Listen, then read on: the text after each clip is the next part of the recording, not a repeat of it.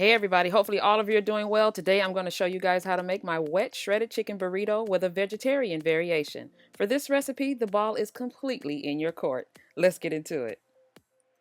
So if you guys saw one of my previous videos a few weeks ago, we made a shredded beef and cheese baked potato. I had a 3-pound pot roast, beef pot roast, and I seasoned it up really well with some cumin and some garlic, Mexican oregano, chipotle powder, lots of good seasonings. Coated it with flour, and then I browned it on both sides, and then I incorporated use of the slow cooker.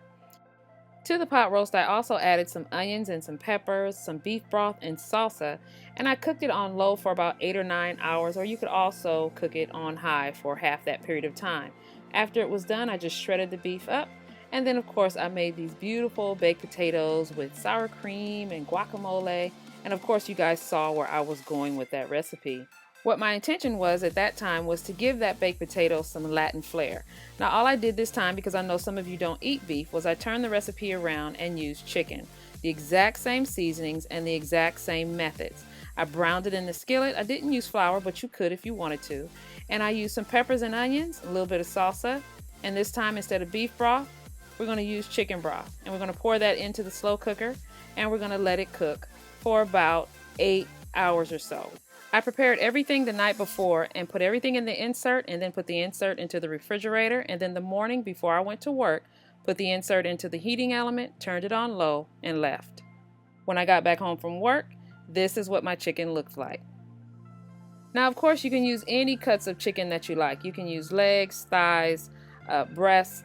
You can use bone in, skin on. I would caution you though, if you use the bone in chicken pieces, you're going to have to go through the chicken after it's cooked to make sure those smaller bones, like on the back of the breast, are removed from the chicken. You don't want to leave that in the pot.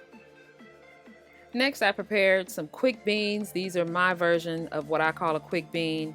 I just took some pinto beans that I rinsed off in a strainer, and I put some green chilies, onions, and garlic. Season it up with some seasonings, of course, salt, pepper, Grand Diamond all-purpose seasoning, and some adobo sauce from the Chipotle's and adobo sauce in the can, and I added about a half cup of chicken broth. This is so easy. There's no need to make something like this difficult. I just like these. This works for me. I also grilled some vegetables. I grilled some zucchini, some summer squash, onions, and peppers, and then I had loads of other fresh ingredients. Fresh lettuce, tomato, green onions, cilantro, pepper jack, and cheddar cheese. And don't forget to include your guacamole, sour cream, and some salsa. Finally, we're going to be using the Mexican rice recipe that I showed you guys how to make a couple of days ago. I'm just going to take a large tortilla and put it on my griddle, and I'm just going to heat it on both sides until it's nice and warm. And then I'm just going to start building my burrito. I'm going to go in with some chicken, and then I'm going to follow up with some rice and beans, and I'm just going to load it up with my favorite toppings. Now don't get so stuck on the ingredients that I'm using that you think you have to use the same ones. Instead of chicken, you may want to do beef or even pork.